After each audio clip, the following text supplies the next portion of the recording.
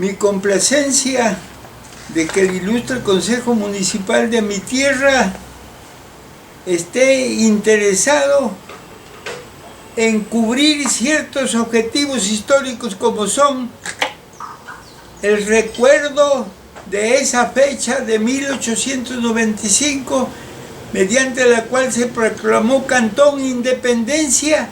Le hicieron conocer la proclama como una adhesión a su lucha y Eloy Alfaro reconoció al Cantón Independencia.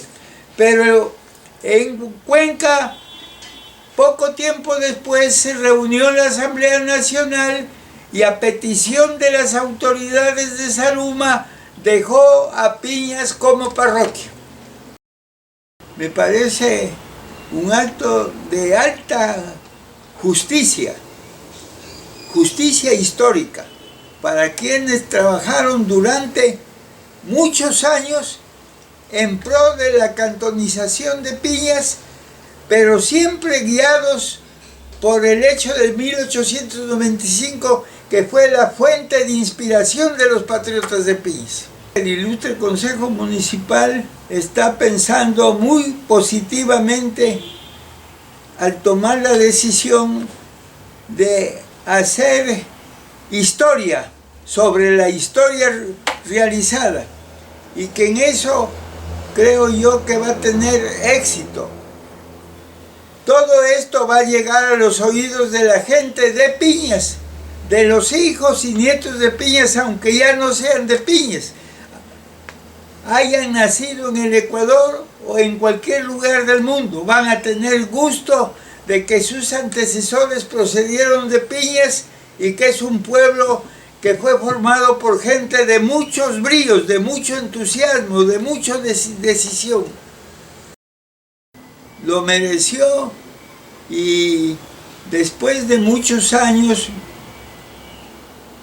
en que el Congreso Nacional y asambleas nacionales desoyeron el petitorio de Piñas, llegó el momento en que no les quedó otra cosa que reconocer a Piñas como cantón. Como por ejemplo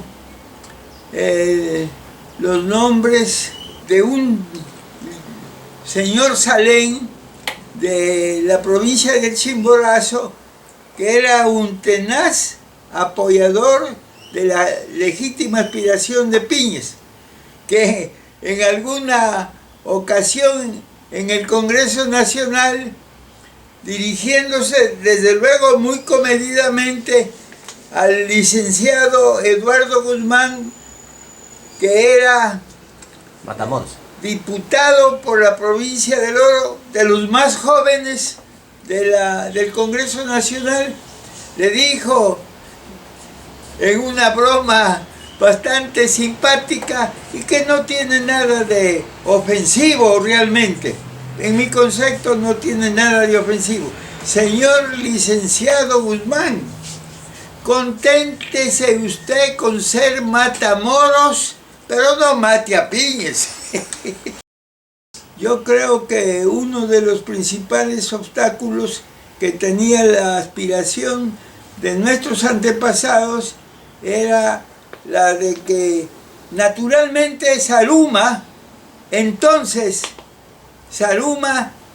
tenía una ventaja internacional como asiento de las minas auríferas de la compañía norteamericana que se estableció en Zaruma en 1895. Naturalmente, el municipio de Zaruma, constituido por personajes importantes, por sí mismo ya tenían su razón e importancia, pero a eso se agregaba la circunstancia de que en Zaruma estaba el campamento minero norteamericano, y con ello tenían el apoyo de la compañía en todo aspecto, inclusive en el aspecto político. Los factores, en mi concepto, fundamentales estaban en la calidad de la gente. Yo creo que Piñas desde que fue un anejo del Cantón Zaruma, fue a cientos de familias que llegaron de diversos lugares con calidad humana excepcional. Por eso sería muy interesante tratar de buscar los antecedentes de esos compatriotas que llegaron a Piñes, de esos compatriotas ecuatorianos, americanos que llegaron acá a Piñes. Si eran hombres de virtudes cívicas, de virtudes humanas, no era porque sí, era porque venían precedidos de un historial que les daba a ellos en forma natural condiciones para trabajar, para luchar y esforzarse por superarse.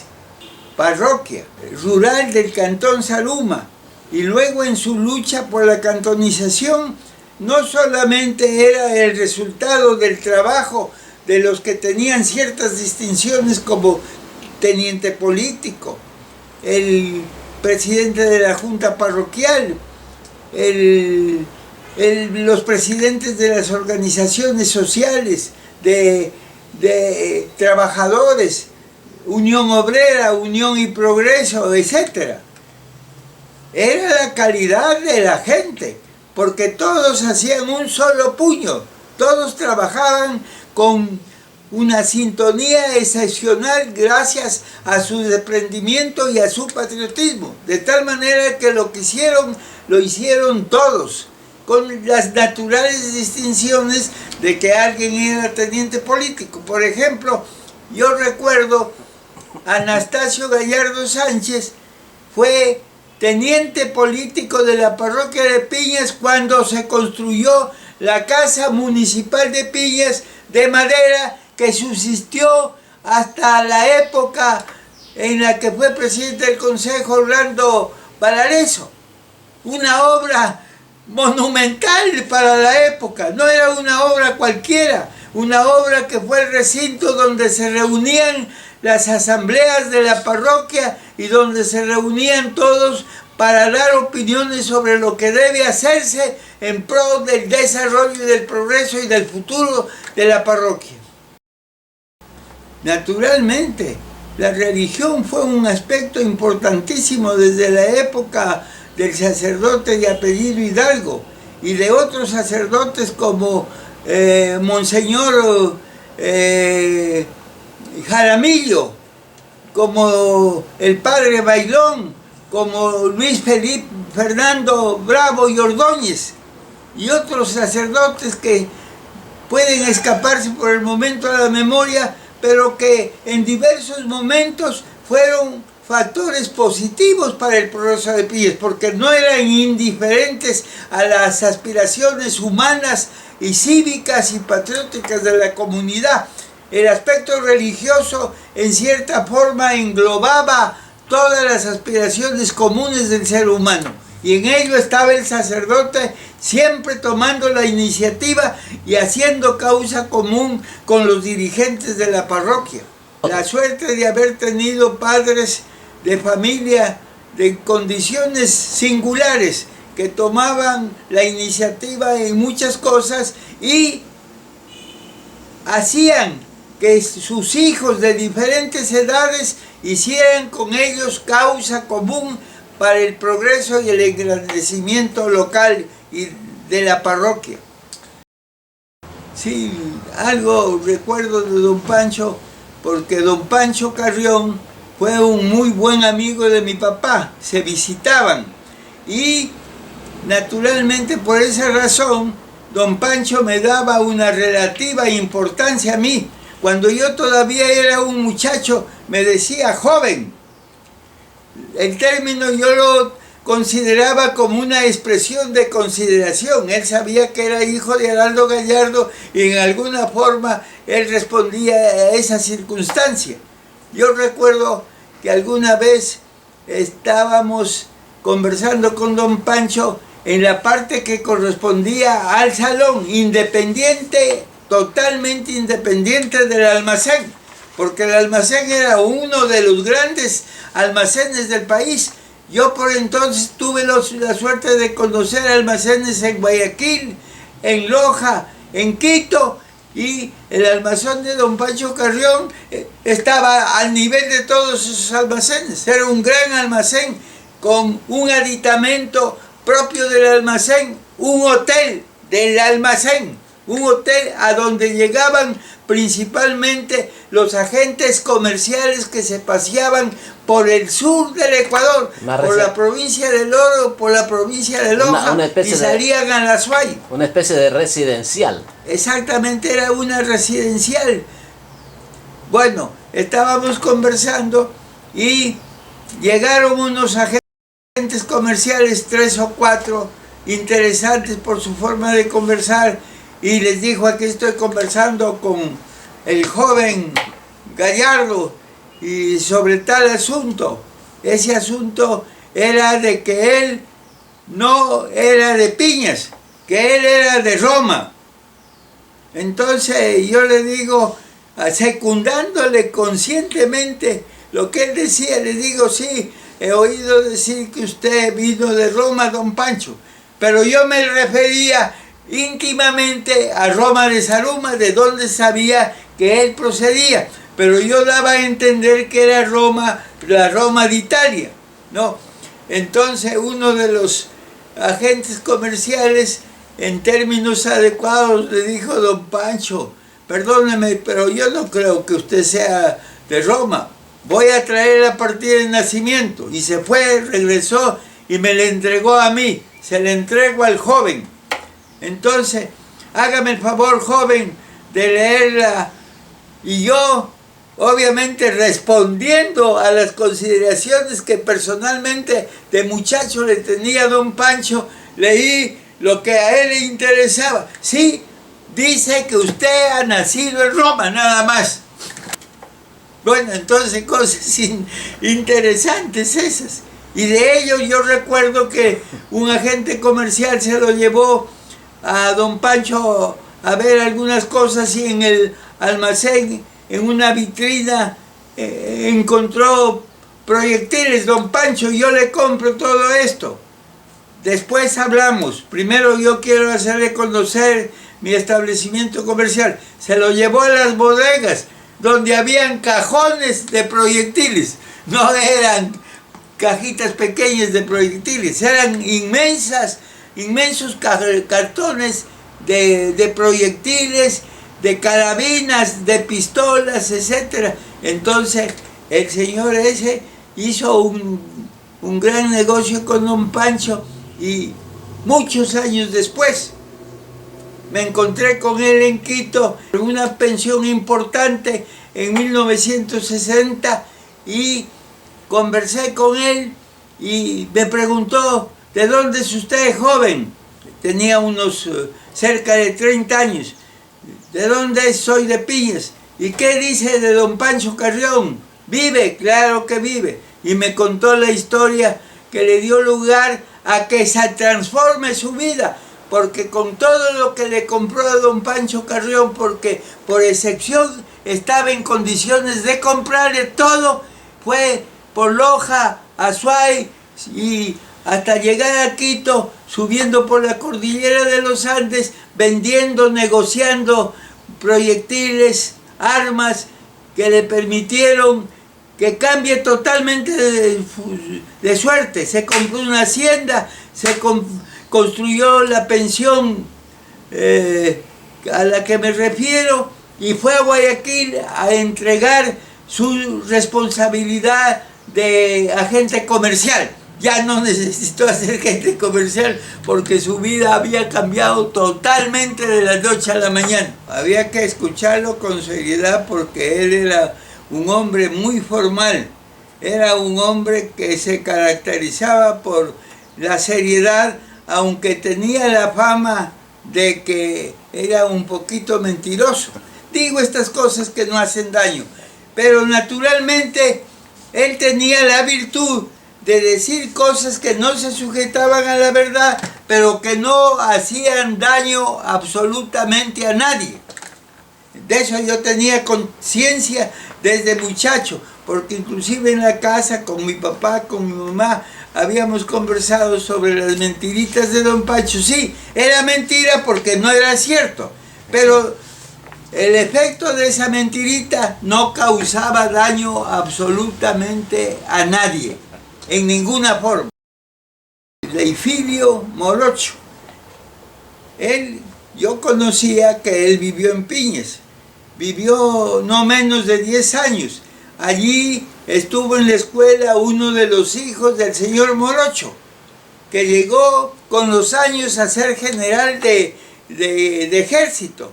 Y como general de ejército, en el gobierno militar del contraalmirante Castro Gijón, fue designado ministro de Obras Públicas. Y cuando fue designado ministro de Obras Públicas, en Piñas se supo perfectamente que el ministro lo llamó Alfonso Loaiza Jaramillo, nacido en Piñas y graduado de doctor en Derecho en la Universidad de Loja, para nombrarlo su asesor en reconocimiento de que había sido su amigo y su compañero de escuela en la escuela González Suárez de Piñas.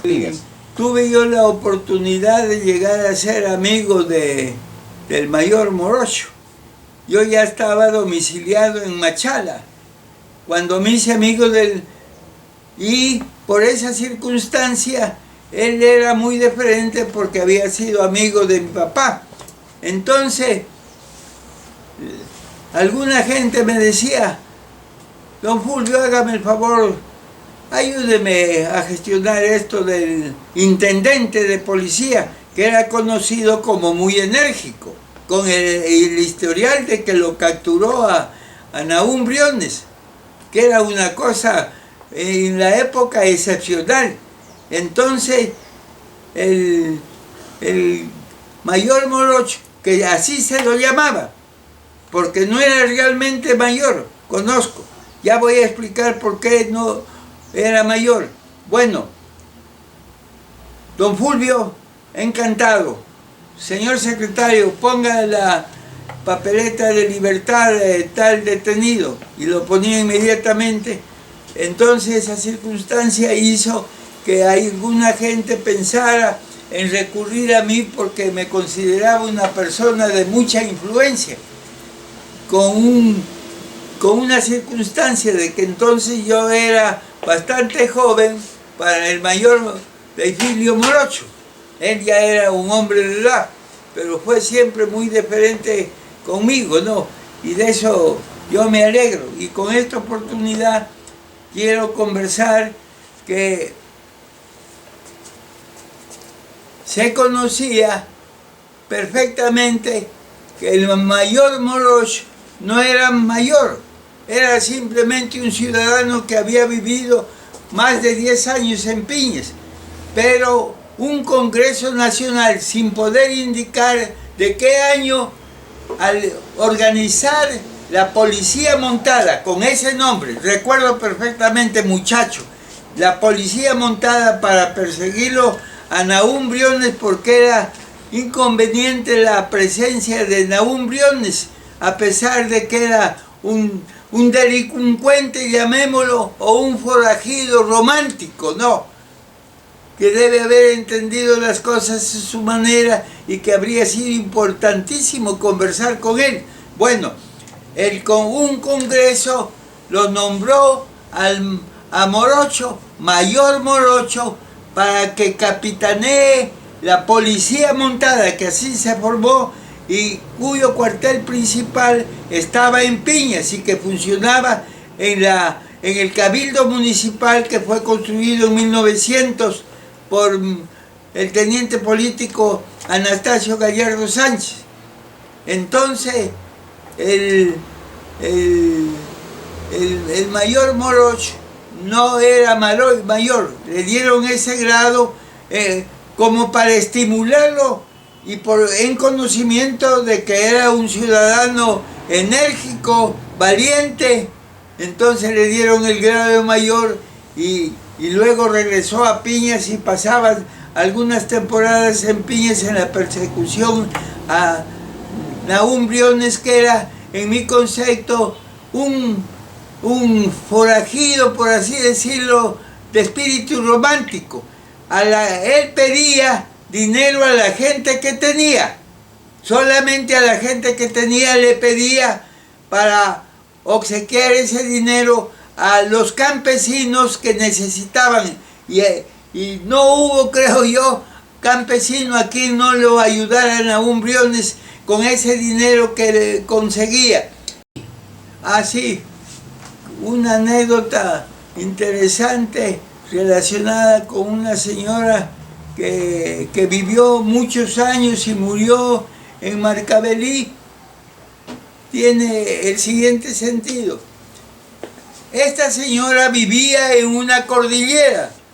En la cordillera tenía su casita por donde estaba la gente de paso y con frecuencia la gente se quedaba a dormir. Y por dormir naturalmente reconocía algún valor. Y también brindaba a los transeúntes comida, café, almuerzo, merienda y seguían su viaje. Entonces, de repente llegó alguien con un grupo de unos 15 a caballo y entró y dice: señora, la noto nerviosa usted. ¿Cómo no debe estar nerviosa, señor, con la cuestión de Nahum Briones? Si es por eso, entonces esté tranquila porque yo soy Nahum Briones. Hágame el favor, sírvame esto para la gente que hemos llegado aquí mientras jugamos naipe, prepare la comida. Cuando la señora dijo: ya está lista la comida, señor, en ese instante daba un manotazo en la mesa fuerte. ¡Vámonos, muchachos! Todos se levantaron, nadie dijo absolutamente nada. Se acercó: señora, ¿cuánto le debo? Me debe tanto, me pagó el doble. Gracias, señora, nos vemos. Y arrancó por este camino. Cuando media hora después llegó la policía y preguntó de Nahum Briones, yo les digo, aquí estuvo un señor, pero yo no sé si será o no será Nahum Briones. ¿Y por qué camino tomó? Les dio otro camino, como correspondencia a la actitud de Briones. No, les dio otro camino y por allí lo siguieron a Briones, que había arrancado por otro camino. Entonces, por esas razones, la captura de Briones era bastante difícil, porque la gente en realidad no colaboraba, porque tenía sus razones para no colaborar, porque Nahum Briones los ayudaba a todos ellos. En 1910, el Perú anunció que va a invadir el Ecuador. Como consecuencia de eso se produjeron los siguientes hechos interesantes. Eloy Alfaro, que era presidente ya de la República, inmediatamente con 10.000 de sus bravos soldados estuvo en Chacras, de la noche a la mañana. Mi deber no está en la presidencia, mi deber está en la frontera, dijo, y lo cumplió. Circunstancialmente, en Piñas se formó en 1910 un batallón que lo denominaron el Batallón Piñas, armado y equipado con los recursos que tenía la parroquia. Ese Batallón Piñas fue revistado en Zaruma por el general Alcides Pesantes, santarroceño, que se había graduado de militar en Europa. No era cualquier cosa, era un distinguido militar. Él, por encargo de Eloy Alfaro, que fue invitado a que reviste al batallón Piñas, lo revistó en Zaruma con frases de elogio, como también lo hizo Claro, Federico González Suárez era cardenal, y él tuvo frases elogiosas para Piñas con motivo de aplaudir la formación del batallón Piñas, que fue revistado por el general Alcides Pesantes en Zaruma. Y las frases del sacerdote fueron frases de alta calidad, de alta distinción, inclusive por la autoridad moral que él tenía. la provincia del Oro, el año 1941, que se produjo la invasión del Perú, y cuando a Piñas, después de tomar parte de la provincia por el Perú, llegaron gentes que salieron dejando sus casitas, sus tierras en la frontera, y fueron muy bien recibidos en Piñas. Y el municipio de Piñas, el Consejo Municipal de Piñas, presidido por Araldo Gallardo Añasco, mi padre, entregó a todos los ciudadanos a precios de costo anterior a la invasión todo lo que iban a comprar en el almacén de abastos de la municipalidad de Piñas, establecido precisamente con esa finalidad. Y a los ecuatorianos que se los denominó refugiados, les entregaban gratuitamente la ración pertinente al número de la familia a la que hacía el pedimento para que se alimente gratuitamente. Iban naturalmente por el ferrocarril que llegaba a Cuenca, y de Cuenca bajaban por Girón, por Santa Isabel, y llegaban a Zaruma. Precisamente llegaban Malpacha, Muluncay. Por Muluncay salían a Cuenca, y por Muluncay llegaban de Cuenca. Claro, la presencia de la mujer piñaciense en todos estos eventos, en la cuestión del 1910 frente a la amenaza peruana, en 1941 frente a la invasión peruana, y posterior a la invasión, naturalmente la mujer se destacó por estar presente en todas las reuniones y en todos los actos, alentando a los esposos, a los padres, a los hijos, para que cumplan su deber. Fue una tarea esplendorosa, una tarea ejemplar, única, excepcional, diría yo. Cuando uno conversa de estas cosas, uno se siente orgulloso de pertenecer a la comunidad de Piñas, a la que fue un día una parroquia de insignificante trascendencia relativamente, cuando se salía de Santa Rosa a Ayapampa por el camino de las escaleras, desde 1820, desde antes de la independencia del Ecuador. La gente estaba atenta a la reunión del Congreso Nacional, donde se consideraba que se iba a jugar el todo por el todo. O seguía como parroquia o se cantonizaba. Y entonces el Congreso Nacional aprobó el proyecto de decreto de cantonización que había estado en trámite durante largo tiempo, algunos años. Y con esa circunstancia vinieron los gritos, las voces de contento, la gente se reunió en diversos lugares, establecimientos, asociaciones, en la plaza, que no era todavía un parque, y salieron a desfilar por las principales calles de Piñas con los gritos correspondientes de emoción, de contento, de alegría, y la decisión de trabajar por el futuro.